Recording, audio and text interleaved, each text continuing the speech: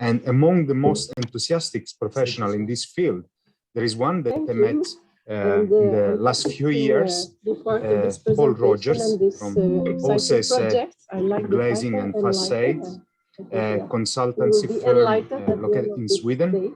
And Paul Rogers says, well, he has been working with daylight for many, many years, and lately his daylight group is growing quite a lot.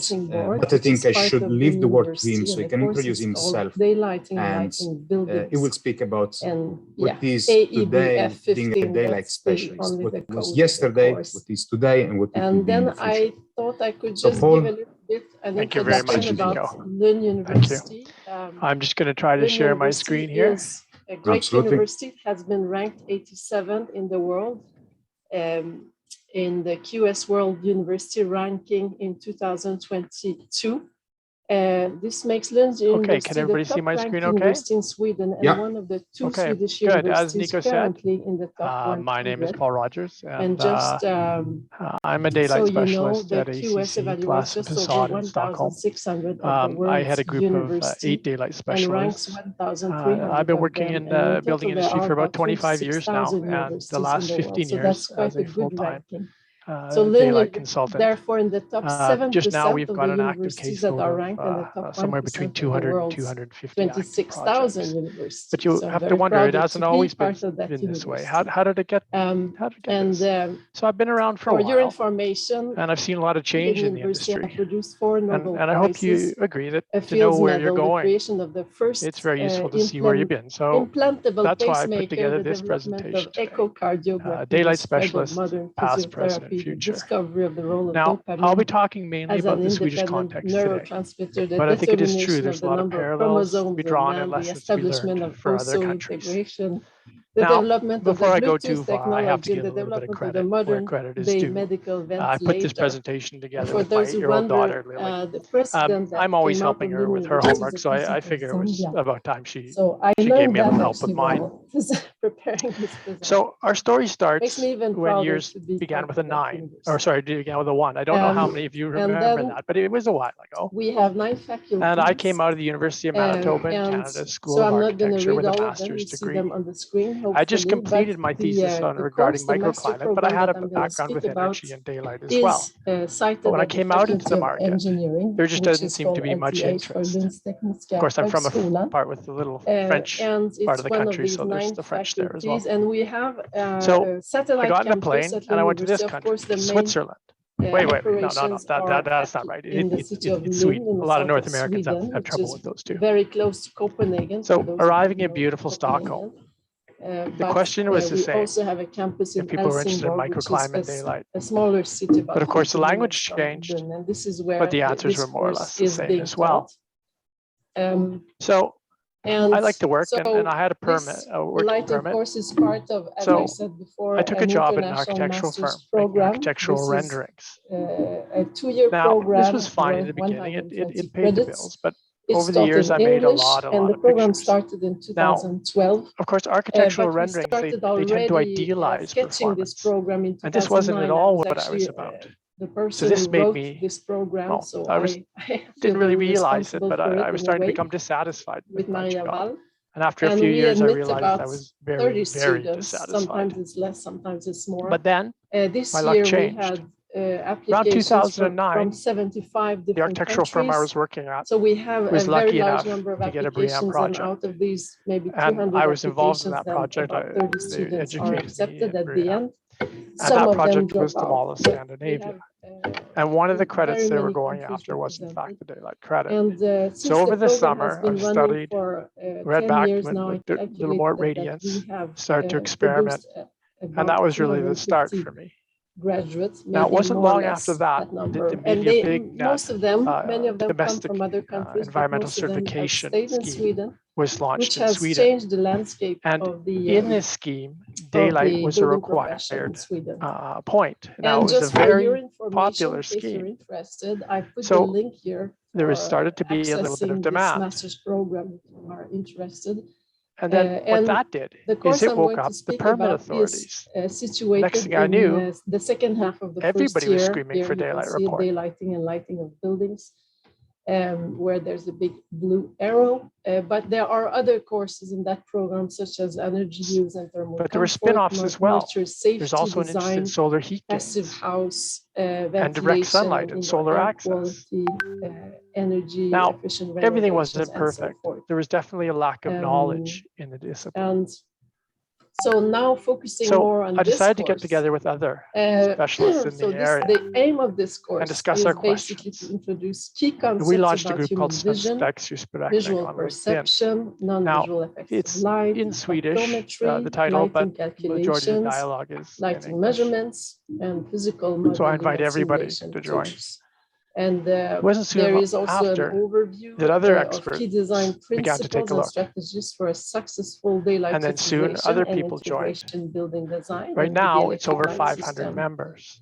And also we discuss components of daylight systems as initially, well as the members were lighting architects, installations HVAC and engineers, principles of and energy lighting efficient designers. So architectural people whose lighting jobs design. are focused on something else. And the majority here of these I people were listed like a little myself, bit of the self-taught. topics that are covered in this course. Now, so there was a bit of there a are problem 14 topics covered as described in this after report, an introduction Danish where we report from present the 2013. benefits and risks There was of daylighting. quite a bit of problem we go through getting robust results. daylighting through architecture history.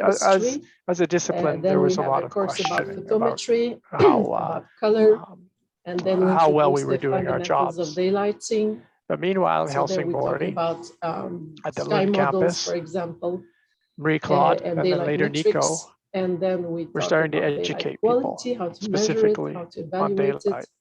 And there's a course, of as course, Marie-Claude has about pointed visual out, effects of light. they went through a complex We process have where they introduced infused a the students' course knowledge about with urban daylighting. critical And then knowledge there are about courses how to about daylight and how design to work with strategies for daylight. side lighting and top lighting. So if we fast forward now to and 2022, perception and where we are non-visual today, effects of light. And then, of a group course, of light students measurements. that are also there are being measurements educated in that at other course. universities, Electric light sources, KTH, so like Chalmers, lamps and Danish fixtures, Technical, Luleå. energy this has saving brought strategies for credibility lighting. to And our then discipline. a big part of the course, which is this last Now, year, but there are it's a lots very of big different part, in places, fact, is the firms hiring these introduction kind to of light people. simulations. Now, some of them are going to be a full-time job where people are working entirely with daylight. Some of them are going to be a part-time job, as you see circled in yellow. So large architectural firms, around 100 people, medium architectural firms, 50 to 100, and medium engineering firms. You're probably going to have to do something else. But a small specialty firm like the one I work at today, or a large engineering firm, you can be entirely dedicated now to daylight. We actually got the news, positive news this year that we have more funding to work. Revise this edition. But luckily, so we are going to start working on a second edition of that these book, students are always being replaced by more people who are also knowledgeable. And we felt it was necessary to have that in order. And we've even seen in the last couple of years some startups of less than 5 people where students directly with limited work experience start their own daylight consultancy firms. And we're very grateful so to the our workload ARQ over this time has changed quite a bit. Around 2013, I would say the majority of work was focused around working drawing. So we get this call late in the design process. Yeah, I'm looking to certify my project. Can you produce a documentation to show that I'm compliant? And of course, this was not rarely the case. So if we go forward to 2021, we have a large share of the work, which is planning and preliminary design. Somewhat into detailed designs. We still have the working drawings. The logic of the whole program of studies. The focus of our practice has shifted more and more to the early stage. And then it extends to a city. So now the type of calculations we're doing, I mean, I was always doing solar access even back in 2001, not so much. But solar access is still around, so right to light with properties and things like that. The Milliobyggnad certification scheme grew quite a bit to about 2015, and then it secured its market share. Swan and Miljömärkning, the Nordic certification label was launched, took in daylight in 2016. It secured a good market share. But quite a bit of what we do, as I pointed out earlier, is in fact code compliance. So I would say that by far that's our biggest market comes from in fact the communes and not getting their building permits or their their start of construction decisions. Course more or less alone, and then recently we've seen an increase in climate-based over the last few years, both for the European standard and of course with LEED easing their criteria somewhat with version 4.1. But perhaps most importantly now, we have a seat at the table with the planners, the architect, and energy, and the builder to take these discussions in an early phase. So there's lots to be excited about. There's better understanding of health benefits of daylight within our industry. There's more attention to glare and solar heating, so the balance between daylight. So thank you very much. There's new sophisticated metrics, and there's advanced computational methods.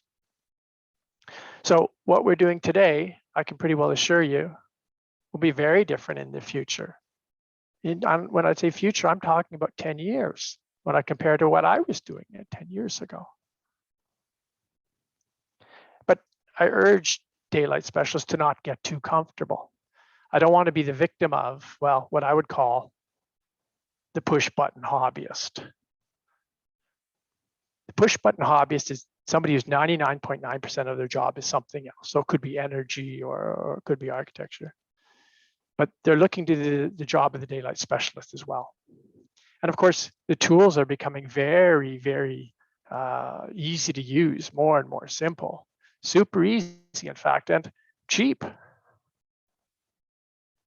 In fact, anyone can do it. So don't get me wrong, I'm all for the democratization of the tools.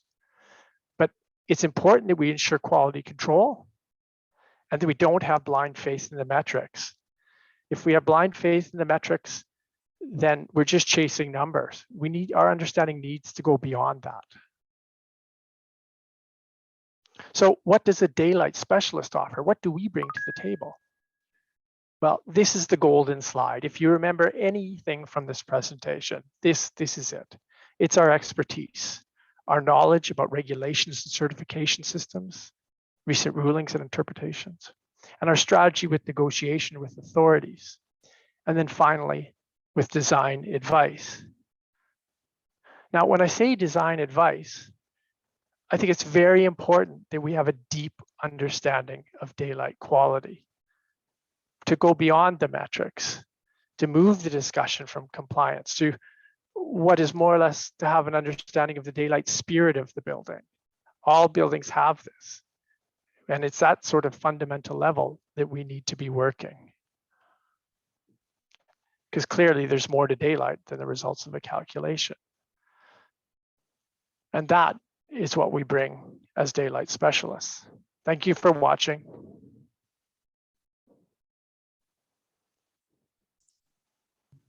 Thank you, Paul. This was excellent. It will be difficult for the other speakers to do anything better, and I'm one of the other speakers, so I don't know if I have to thank you or just be angry with you. Yeah, well, don't be fooled. It's all my daughter. I did very little of it. Yeah.